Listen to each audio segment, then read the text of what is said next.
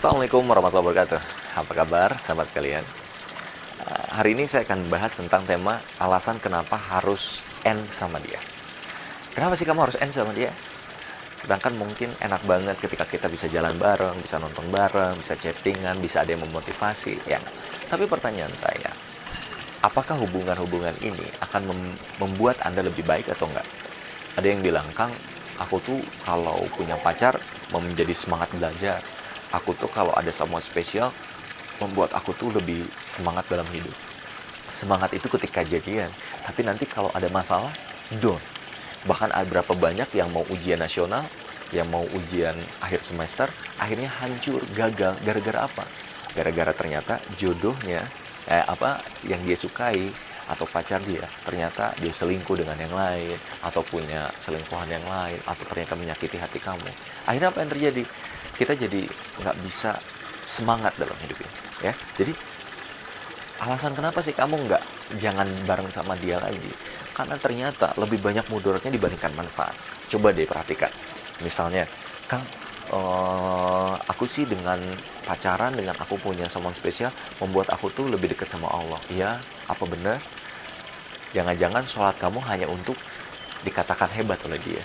Ya, tahajud kamu hanya ingin mendapatkan dia. Sehingga apa yang terjadi? Niat kamu sudah salah karena hanya ingin mendapatkan dia, dan ketika kamu nggak mendapatkan dia, kamu kecewa. Akhirnya tahajudnya enggak, sholatnya enggak, akhirnya sedekahnya enggak. Kenapa? Karena niat kita untuk berhijrah itu bukan karena Allah, tapi karena orang yang kita sukai. Nah, apalagi sih alasan kenapa kamu harus end sama dia? Karena jodoh kamu adalah cerminan dirimu. Kalau sekarang ingin dapetin nanti juga anak yang soleh, ingin dapetin jodoh yang soleh, yang soleha, ya nanti yang soleha gitu ya. Gimana sih caranya? Ya Anda harus memantaskan diri. Kalau sekarang Anda dimulai dengan pacaran, dari hubungan yang nggak halal, dari cara yang nggak benar, gimana mungkin nanti mau dapetin keluarga yang sakinah mawaddah warahmah? Gimana mungkin nanti dapetin keturunan yang soleh-soleha? Karena kita itu sesuai dengan jodoh kita itu sesuai dengan diri kita, cerminan diri kita. Kang, aku ingin dapetin yang hafiz. Udah hafizol belum? Kang, aku ingin dapetin yang dia tanggung jawab. Kamu tanggung jawab nggak? Kang, aku ingin dapetin seorang yang dia jujur. Kamu suka jujur atau enggak? Nah, kalau kita mau dapetin yang terbaik, maka kita harus memperbaiki diri. Nah, tidak dengan cara pacaran, tidak dengan cara yang tidak halal. Karena ingat, apa yang kita lakukan sekarang itu yang akan berdampak di masa yang akan datang. 5 tahun yang akan datang kita ditentukan dari 3 hal. Dari apa yang kita baca, dari apa yang kita tonton, dan dari siapa sahabat kita. Begitu juga dengan siapa kita bergaul. Kalau kita bergaul sekarang dengan cara yang salah, dengan orang-orang yang nggak tepat, maka itulah diri kita. Kita akan ketemu nanti dengan orang yang salah, yang tidak tepat dalam hidup ini. Mudah-mudahan tips ini bisa berguna agar Anda bisa move on, agar Anda bisa melupakan dirinya. Inilah alasan kenapa Anda harus end sama dia.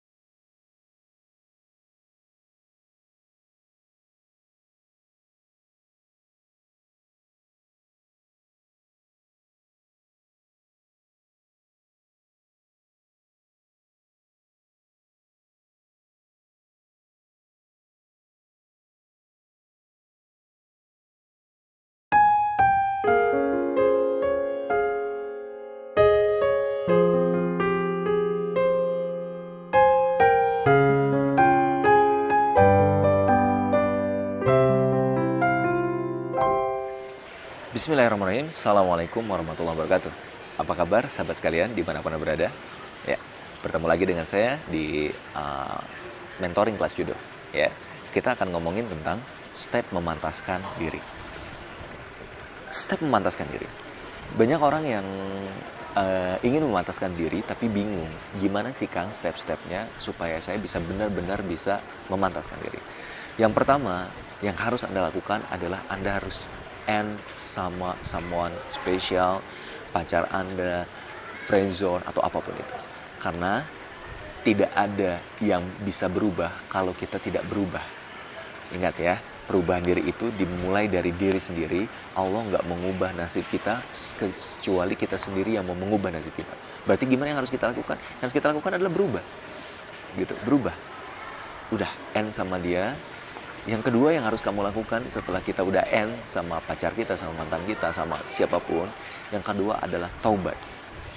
Ya, taubat.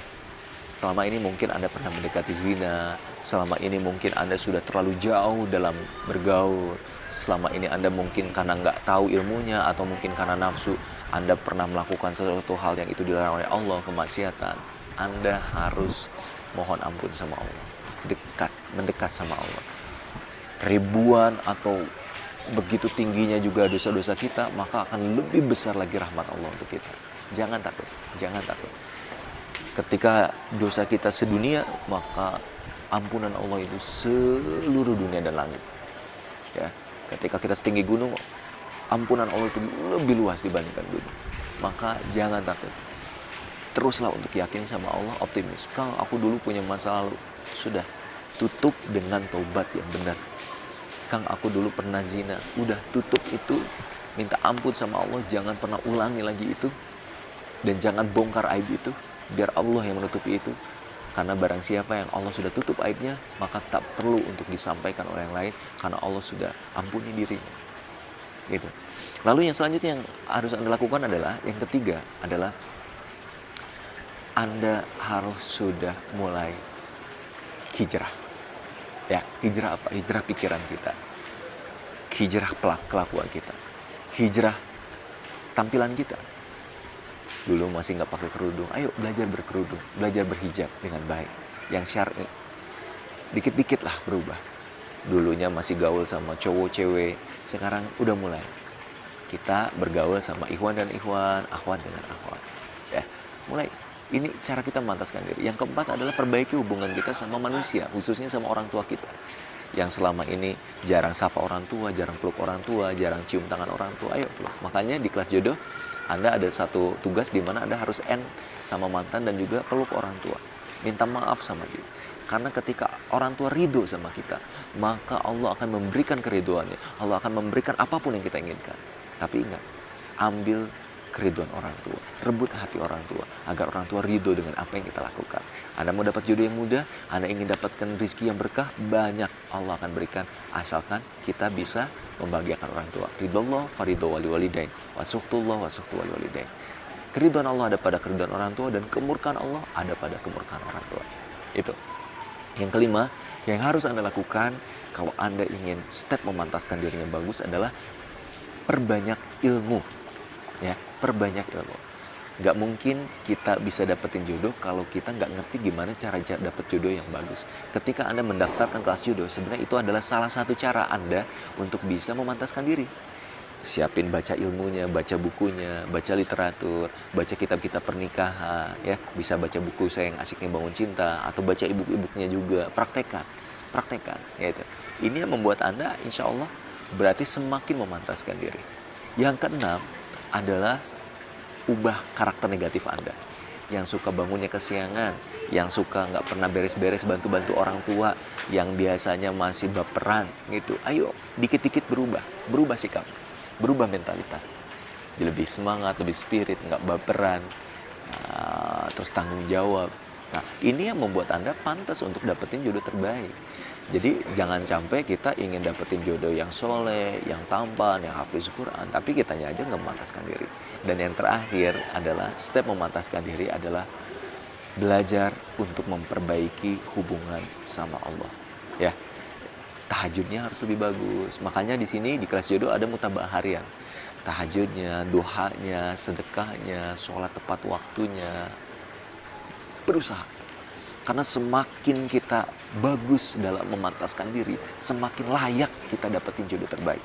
Tapi sebaliknya, saat kita yang masih males-malesan, senangnya memperturutkan hawa nafsu, senangnya hanya have fun-have-funan sama teman-teman, kongko-kongkoan yang nggak penting, ya kurang lebih nanti jodohmu itu juga gitu, atau bahkan dipersulit jodohnya oleh Allah. Na'udzubillah min dzalik. So, buat teman-teman semua dimanapun Anda berada, wahai para member kelas jodoh, yuk mulai dari sekarang kita pantaskan diri kita dengan hal yang benar, dengan cara yang benar untuk mendapatkan jodoh terbaik. Step memantaskan diri, semoga bermanfaat buat sahabat sekalian. Saya Setia Furman Holid.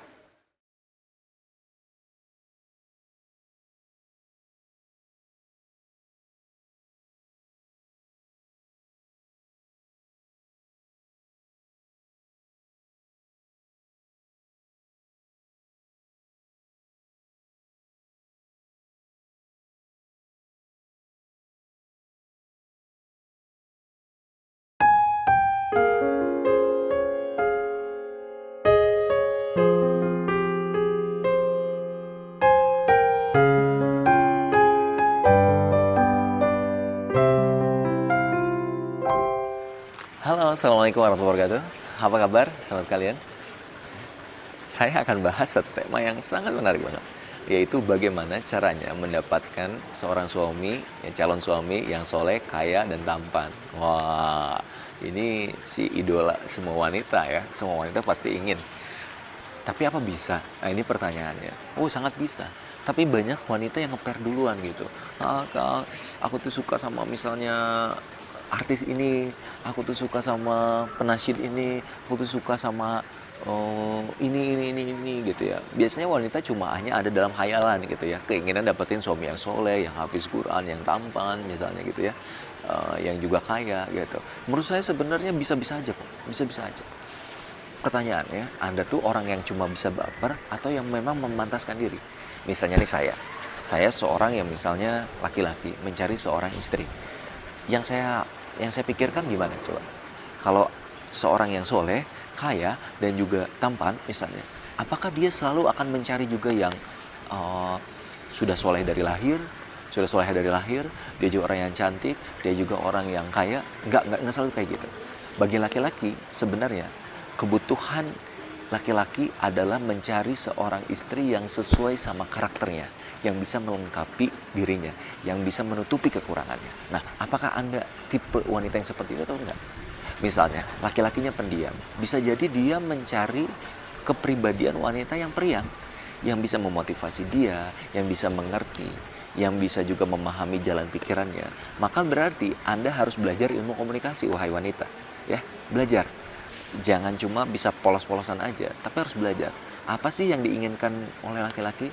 Oh, laki-laki itu suka sama wanita tuh yang nggak pecicilan misalnya, nggak suka cari muka misalnya. Berarti jadilah seorang wanita yang calm, yang cool, yang menjaga dirinya, yang menjaga martabat dirinya, yang bisa menempatkan dirinya di komunitas manapun, gitu. Nah, Anda harus tahu psikologinya. Yang kedua, yang harus Anda lakukan juga adalah ingat, para lelaki itu nggak selalu mencari yang ideal sesuai apa yang wanita harapkan. Misalnya, kayaknya dia mah carinya yang cantik. Nggak selalu loh. Kadang laki-laki yang tampan hanya cari wanita yang biasa saja, tapi wanita yang mau memuji dirinya, yang mau menerima dirinya apa adanya, yang setiap hari bisa membahagiakan dirinya. Nah, Anda harus tahu juga, gitu ya. Yang ketiga, jangan jadi wanita yang cuma bisa baper, tapi pantaskan diri. Misalnya dengan ilmu yang baik.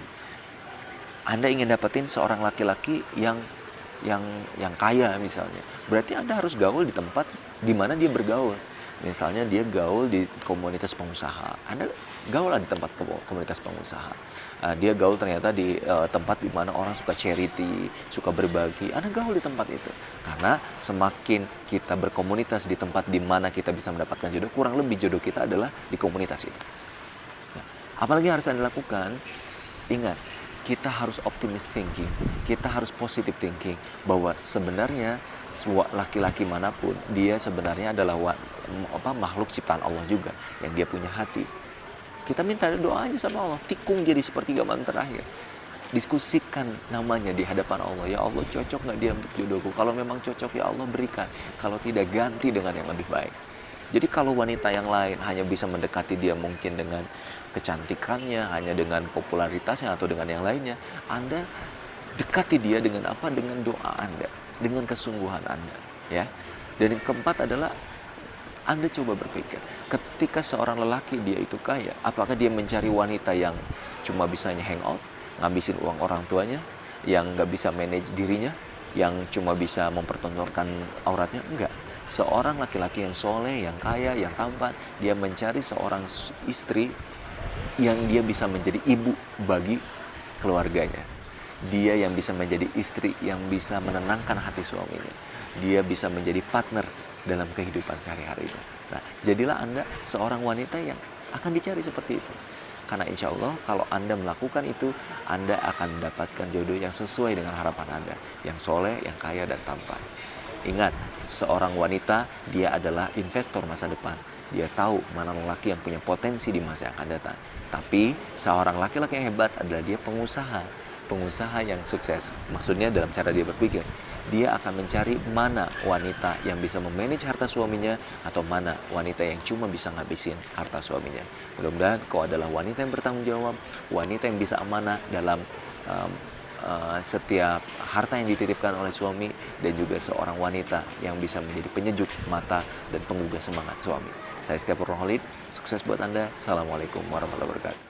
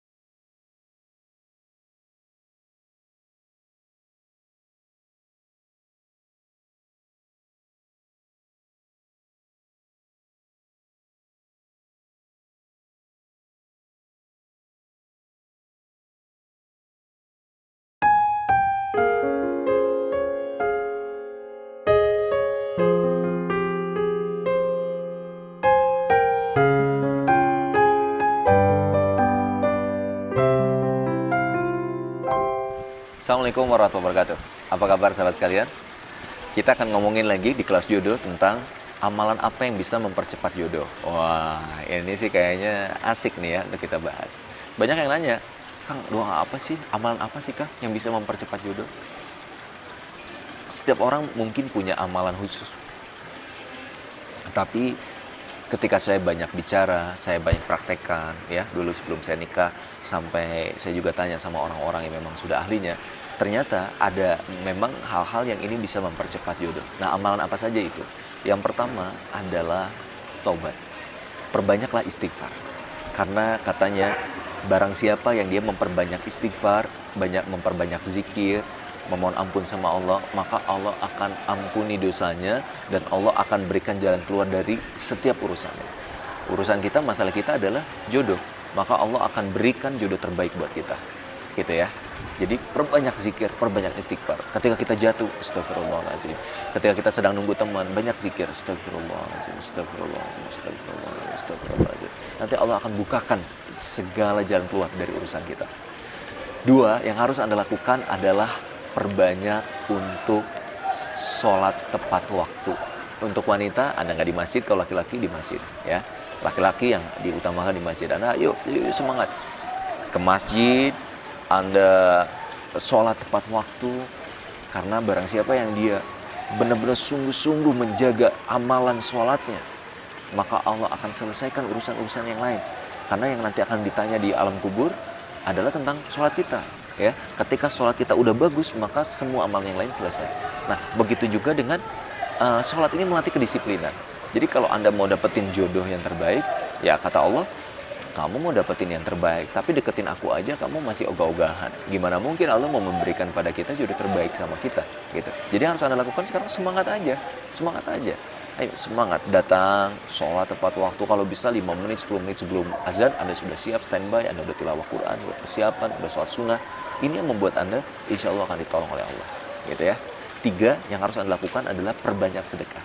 Saya masih ingat istri saya sebelum nikah sama saya tuh, katanya sedekah yang cukup besar. Waktu itu ada sebuah training pranikah, so siapa yang mau memberikan sedekah terbaik, doakan mudah-mudahan dapat jodoh terbaik. Ya alhamdulillah, dia berikan yang terbaik dan ternyata dapetinnya saya. Mungkin kalau dia lebih banyak nggak dapetin saya yang lebih bagus lagi mungkin ya. Nah sama, saya juga merasakan seperti itu. Ketika kita tulus berbagi, kita membantu orang tua kita membantu sanak saudara kita bantu siapapun yang membutuhkan, Allah akan mudahkan kita dengan jodoh. Gitu ya. Jadi perbanyak saja kita sedekah. 4, yang harus Anda lakukan kalau Anda ingin dapat apa amalan yang bisa dilakukan untuk mempercepat jodoh, yang bisa Anda lakukan juga adalah Anda harus banyak silaturahim. Ingat, kalau kita susah silaturahim, akhirnya kita jadi sempit jodoh dan rezeki. Karena silaturahim ini adalah cara untuk membuka pintu rezeki dan juga cara untuk membuka pintu jodoh. Siapa tahu ternyata teman yang Anda kenal kakaknya belum nikah. Siapa tahu ternyata kenalan Anda atau orang yang pernah Anda tolong ternyata dia punya niat baik untuk menikahi Anda. Atau ternyata dia punya teman yang akhirnya cocok untuk menikah sama Anda. Nah, tugas kita gimana? Tugas kita adalah perbanyak silaturahim, perbanyak jaringan, ikuti komunitas ini, kajian itu. Ini akan membuat kita akhirnya ketemu sama jodoh terbaik, gitu ya. Tapi kalau kitanya malas-malesan, jarang silaturahim, nggak mau untuk kumpul bareng keluarga, bareng sahabat dan yang lain, akhirnya jodoh kita susah. Karena teorinya sederhana, semakin banyak kamu marketing kan gitu, semakin banyak ketemu orang, semakin cepat closing. Sama untuk jodoh, semakin banyak kamu kenal banyak orang, kamu punya peluang yang besar untuk dapetin jodoh terbaik. Dan yang terakhir, yang harus Anda lakukan kalau ingin dapetin jodoh terbaik adalah perbaiki hubungan sama orang tua. Karena ketika orang tua Anda ridho sama Anda, insya Allah, Allah akan mudahkan segala urusan Anda. Allah akan mudahkan jodoh Anda. Minta, ma, doakan ya ma, aku ingin dapat jodoh. Mamanya bilang, insya Allah nak, tahun ini kamu nikah. Insya Allah itu akan terwujud. Kenapa? Karena ridho Allah ada pada ridho orang tua. Mungkin ini yang bisa saya sampaikan sama Anda. Ayo semakin banyak kita memperbaiki diri, semakin banyak kita melakukan amalan. Tapi ingat, semua amalan kita jangan cuma karena ingin dapat jodoh. Karena kalau hanya cuma ingin dapat jodoh, maka setelah nikah kita nggak akan lagi semangat tilawah, semangat sedekah, semangat tahajud. Oh iya, yang terakhir saya lupa, tahajud. Ya. Di sepertiga malam terakhir Allah turun ke muka bumi dan Allah bertanya pada malaikat, wahai malaikat, siapa di sini yang meminta padaku, aku akan berikan apa yang dia inginkan. Siapa yang mohon ampun padaku, maka aku akan berikan ampun. Masalahnya kebanyakan kita tidur, kebanyakan kita ngantuk-ngantukan, ya. Ayo bangun jam 3, jam 2 subuh, Anda tahajud, Anda minta sama Allah, di mana Allah turun, Allah berikan hidayah pada kita, Allah berikan rahmat pada kita, Allah berikan apapun harapan keinginan kita. Dan yang terakhir juga adalah duha. Semakin banyak duha, insya Allah duha ini akan membuka pintu rezeki dan juga membuka pintu jodoh. Yuk, perbanyak apapun juga amalan kita, bukan pada banyaknya, tapi kontinunya. Lebih baik walaupun sedikit, tapi kontinu ketimbang Anda yang banyak, melakukan sehari ini, semuanya dikerjakan, besok udah nggak dilakukan lagi. Kontinu, jadikan ini amalan sunnah yang memang kita terus lakukan, insya Allah jodoh Anda segera didapatkan. Saya Stefan Khalid, Assalamualaikum warahmatullahi wabarakatuh.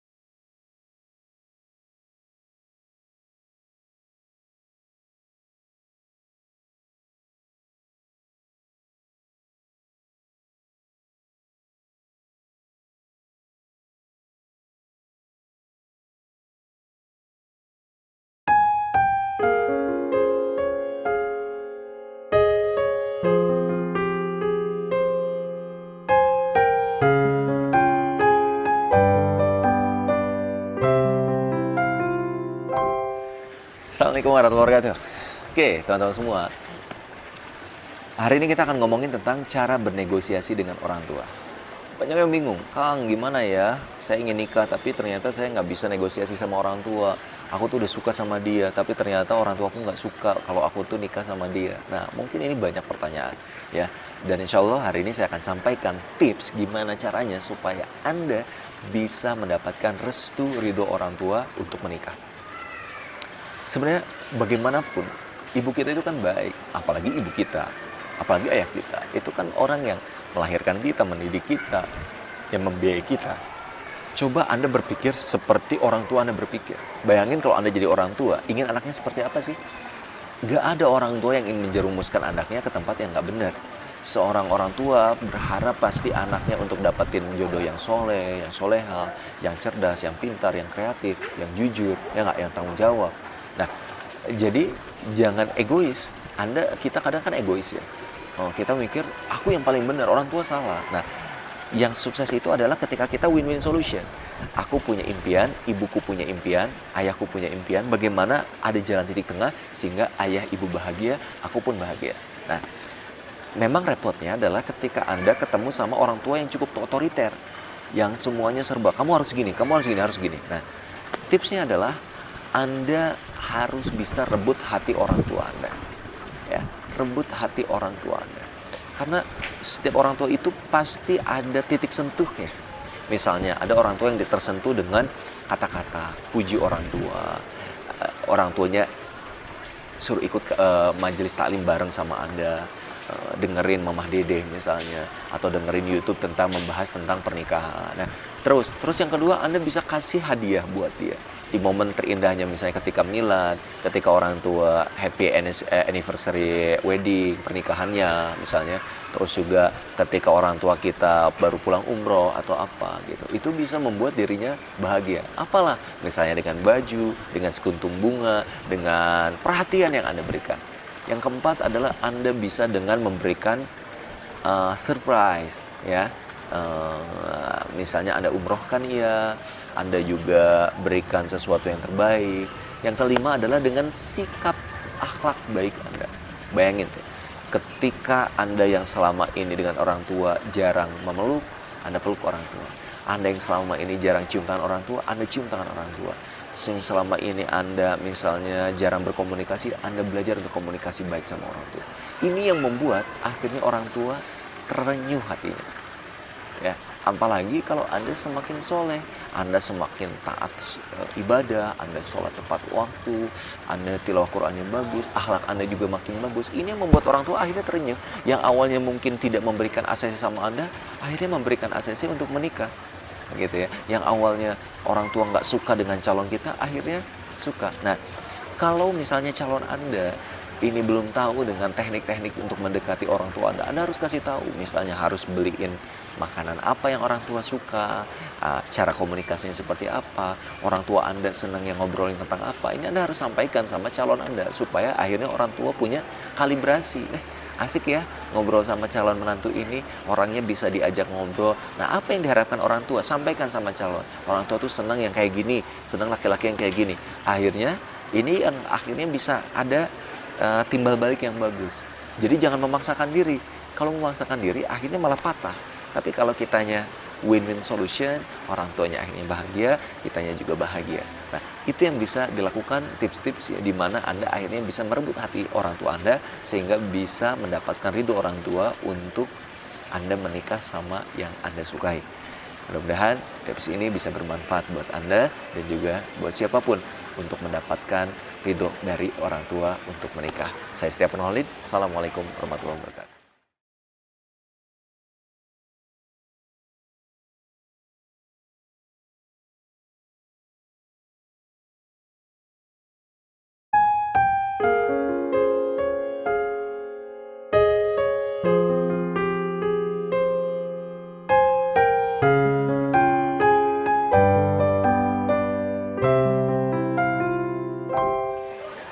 Oke, sahabat sekalian, saya akan bahas tentang kenapa lelaki tampan nggak selalu mencari wanita cantik untuk dijadikan pasangan hidup.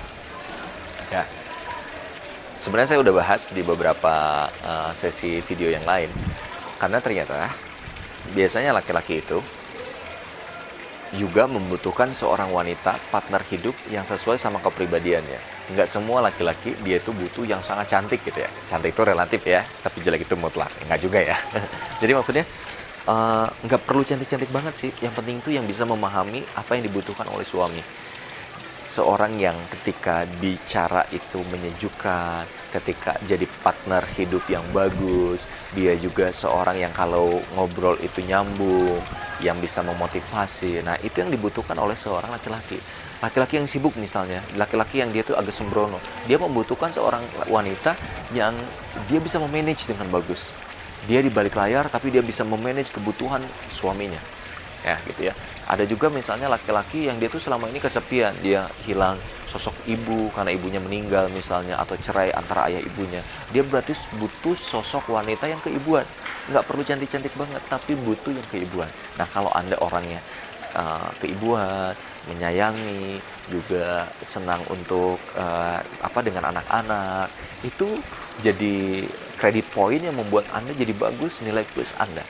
Gitu ya, membuat Anda akhirnya bisa disukai. Nah, Anda jadi harus tahu, kalau Anda suka sama seorang laki-laki yang misalnya dia itu adalah favorit Anda harus tahu sebenarnya laki-laki ini backgroundnya seperti apa sih, wanita yang seperti apa yang diharapkan, gitu, sehingga Anda nanti bisa memantaskan diri sesuai dengan apa yang diharapkan. Nah, mudah-mudahan dengan seperti ini Anda akan mendapatkan seorang laki-laki yang tampan, laki-laki yang memang Anda harapkan. Karena tidak selalu kita suka lihat misalnya di sebuah pernikahan, apakah selalu laki-laki yang cakep itu dapetin wanita yang cantik? Nggak selalu. Kebalikan, wanita yang cantik pun nggak selalu mendapatkan laki-laki yang tampan banget. Saya banyak sekali melihat seperti itu. Wanitanya cantik banget, laki-lakinya biasa aja. Karena mungkin bagi wanita itu juga, dia tidak mencari laki-laki yang tampan, tapi mencari laki-laki yang bisa mendengarkan keluh kesahnya, menjadi seorang lelaki yang bisa tanggung jawab, lelaki yang bisa memuji dirinya, lelaki yang bisa jadi partner curhatnya. Misalnya sah-sah saja. Yang penting Anda bisa bahagia untuk sakinah mawaddah warahmah bersama jodoh Anda, jodoh halal Anda. Saya Setia Nurholis, sukses buat Anda di kelas jodoh.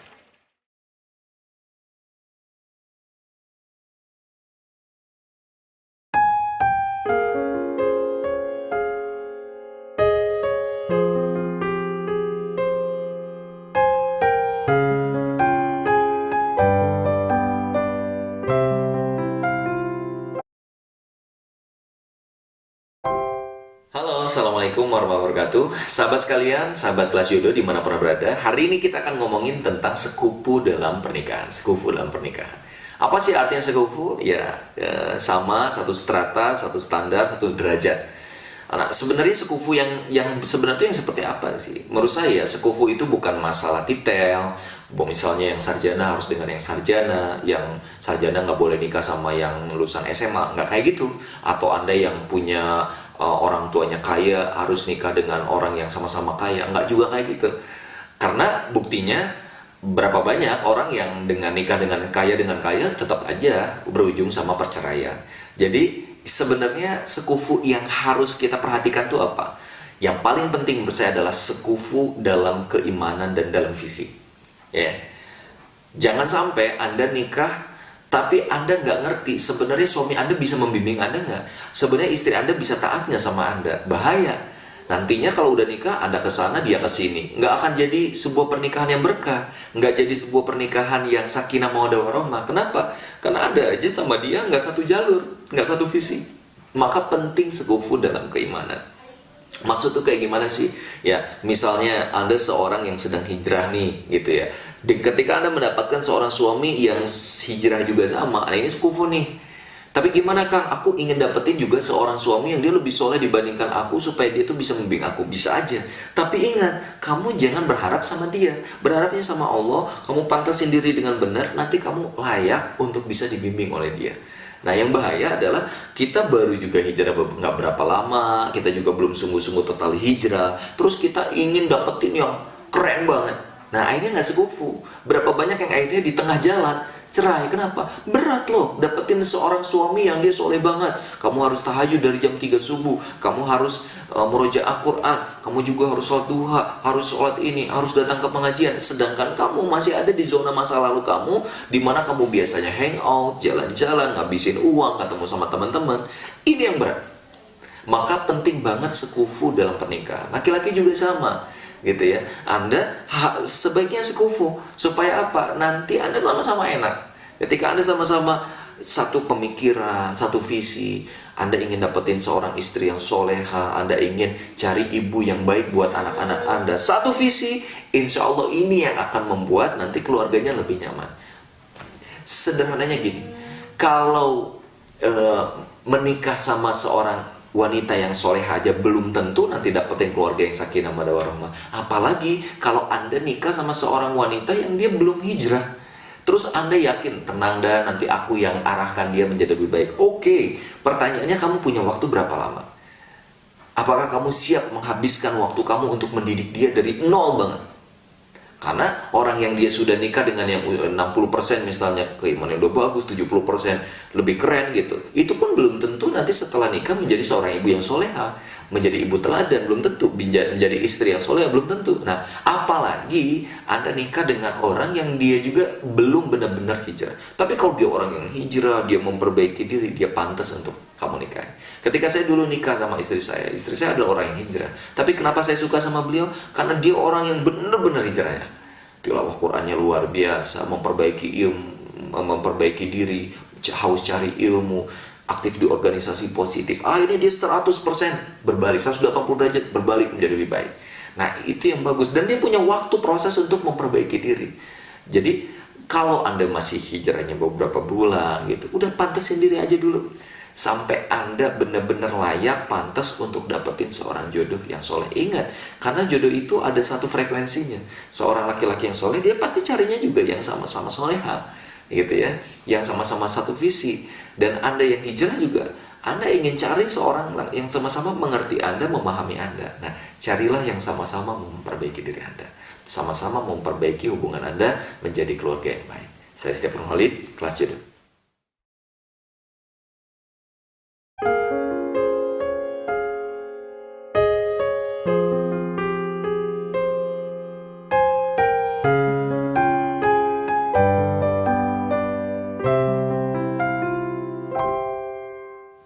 Bismillahirrahmanirrahim. Assalamualaikum warahmatullahi wabarakatuh. Apa kabar sahabat setia? Oke, hari ini kita akan membahas tema yang menarik lagi nih, yaitu gimana sih caranya kalau kita punya tampang pas-pasan, wanita ya, tampangnya pas-pasan nih ya, gak secantik kayak artis-artis ya kan, tapi kita masih tetap dapat daya tariknya agar laki-laki mendekati kita ya, agar jodoh kita mendekat sama kita. Nah, jadi gini teman-teman semua, laki-laki itu memang biasanya pertama kali gitu ya, attracting wanita atau suka sama wanita itu biasanya sama face atau sama tubuhnya. Ini memang kodratnya laki-laki. Tapi sampai kapan itu bertahan? Nah, ini yang menarik. Berapa banyak wanita-wanita yang dia cantik, yang dia itu tajir, ya enggak, yang dia itu banyak laki-laki yang mendekat, tapi ternyata laki-laki udah mendekat, dekat kan, akhirnya menjauh. Dekat, akhirnya menjauh. Dan banyak laki-laki bilang, aku nggak suka sama dia. Nah, banyak kan kayak gitu, banyak. Bisa jadi wanita cewek matre, ya nggak? Bisa jadi cewek yang hanya mikirin egoisme, ya nggak? Pokoknya dia wanita yang bagi laki-laki ya ini jadi nyebelin. Tapi ada wanita yang dia biasanya santun, dia juga ya wajah biasa saja, tapi dia memakai baju yang menutup syar'i, ya nggak? Pakai hijab gitu. Dia, tapi anehnya wajah yang pas-pasan itu kok ternyata tapi membuat banyak laki-laki mendekati dia. Nah, ini yang aneh. Kalau bisa, kalau wanita cantik sih wajar lah, tapi ini wanitanya biasa, tapi kok banyak laki-laki yang deketin sama dia, banyak laki-laki yang senang sama dia. Nah, kenapa? Yang pertama, laki-laki itu suka dengan wanita yang bisa diajak bicara atau ngobrol ya. Misalnya nih, kalau ngobrolnya nyambung, misalnya ketika ta'aruf nih, Anda ngobrol sama dia, Anda laki-laki itu ngomongin tentang bisnis, Anda nggak ngerti, Anda nggak mudeng, ya nggak bisa. Tapi anehnya, laki-laki yang misalnya ngobrol sama wanita, gimana kalau ngomongin tentang bisnis, ternyata cocok. Itu biasanya ada chemistry di sana. Atau ngomongin misalnya kuliner, cocok, chemistry-nya ada. Atau ngomongin tentang dakwah, cocok, chemistry-nya dapat. Jadi nggak selalu ngomongin masalah face. Itu yang pertama. Yang kedua, biasanya dari akhlaknya atau kepribadiannya. Wanita mungkin dia wajahnya biasa, tapi senyumnya luar biasa. Dia ramahnya, dia taat sama orang tuanya, dia santun pada sesama. Ini yang attracting laki-laki, ya. Yang membuat laki-laki deketin dia, yang membuat laki-laki senang berada dan lama-lama bersama dia. Dan ingat, harus halal, ya enggak?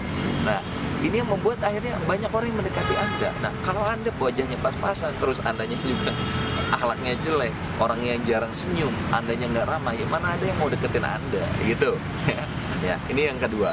Dan yang ketiga apa lagi? Laki-laki itu senang cari bukan hanya calon istri, tapi calon ibu. Makanya kalau Anda memang keibuan, Anda senang untuk ngedidik anak-anak, Anda suka yang ngisi majelis taklim, ngajar anak-anak ikro, ngajar anak-anak ngaji, itu ada loh. Dari laki-laki itu langsung perasaan ini kayaknya cocok deh jadi istri aku, karena dia pantas jadi calon ibu bagi anak-anak aku nanti. Nah, tonjolkan aja kelebihan Anda. Kalau Anda memang nggak bagusnya di fisik, oleh Allah memang dihadirkan seperti ini, syukuri. Ya, berapa banyak orang yang lumpuh, berapa banyak orang yang buta, tapi dia dapetin suami yang cakep. Ada suami yang dia nggak punya tangan, nggak punya kaki, tapi dapetin istri yang cantik, yang utuh. Kenapa? Karena dia fokus bukan pada kekurangannya, dia fokus pada kelebihannya. Nah, sama seperti Anda, wahai wanita, beruntung loh kalau Anda wajah pas-pasan. Nggak banyak laki-laki yang ngedeketin yang nggak penting. Hanya laki-laki yang ingin menikahimu, yang halal untukmu, yang siap memberikan yang terbaik buatmu. Itu yang pantas untukmu. Maka bersyukurlah dengan apapun yang sudah Tuhan berikan. Saya Stefan Holly, lihat lagi video-video yang lain.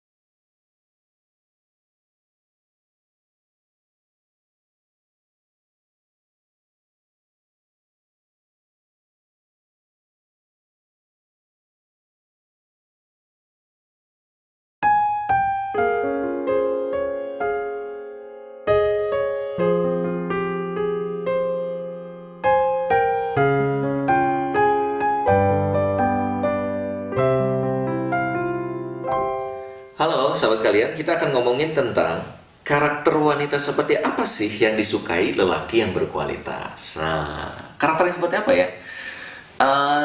Lelaki berkualitas biasanya cari seorang istri yang pertama, dia orang yang sedap dipandang mata. Ingat, bagaimanapun seorang laki-laki adalah seorang yang memang suka itu dengan mata. Jadi pandangan pertama itu benar-benar menggoda gitu ya.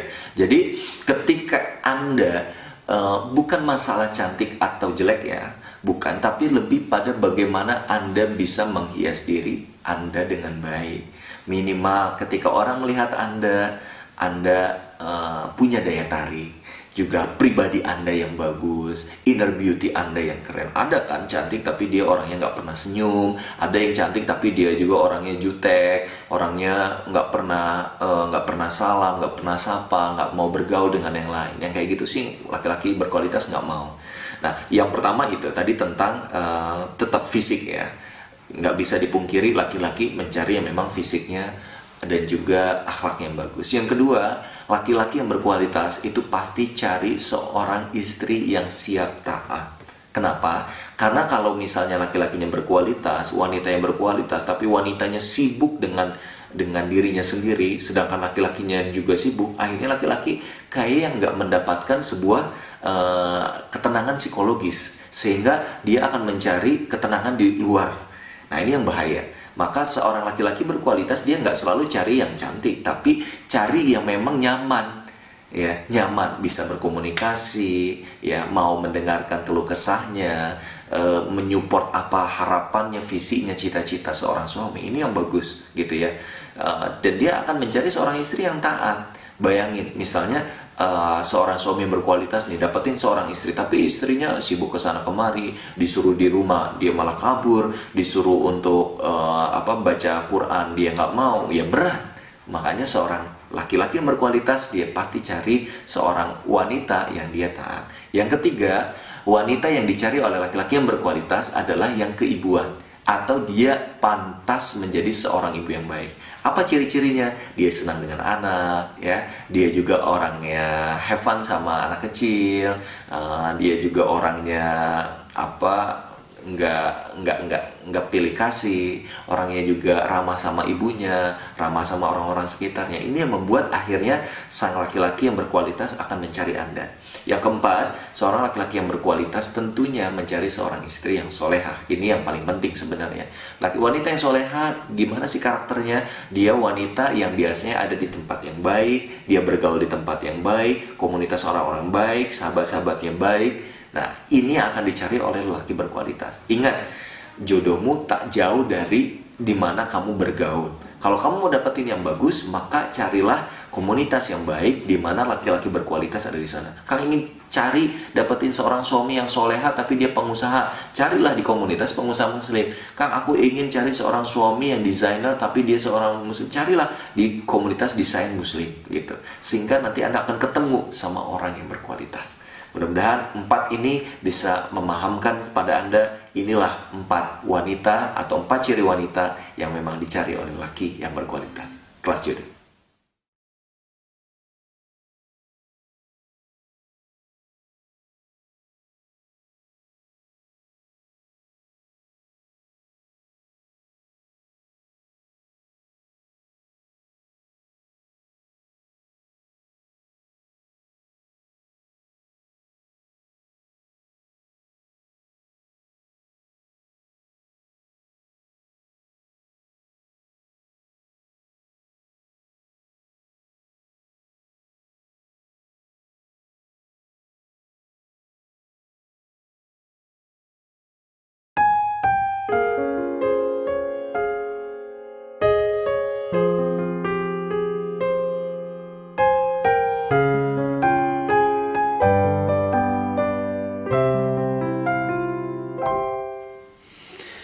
Ya, sahabat sekalian, banyak sekali yang bertanya sama saya tentang hal ini dan saya akan bahas pada Anda sekarang tentang meyakinkan diri dengan pilihan orang tua. Jadi, biasanya kan nggak semuanya yang kita harapkan itu sesuai kenyataan. Ada yang kita sukai, ternyata orang tua nggak suka. Tapi ternyata orang tua punya calon sendiri buat kita. Nah, bagaimana sih buat meyakinkan diri bahwa calon yang diberikan oleh orang tua itu pantas? Sebenarnya Anda harus memahami ini. Kalau Anda seorang wanita, bahwa wanita itu cintanya bisa dibangun. Cintanya bisa dibangun. Tapi laki-laki itu butuh ketertarikan. Karena laki-laki itu orangnya logis. Kalau suka, suka. Kalau nggak suka, nggak suka. Tapi kalau wanita itu bisa abu-abu. Hari ini dia nggak suka, besok bisa suka. Nah, jadi untuk wanita, wahai wanita, ketika Anda misalnya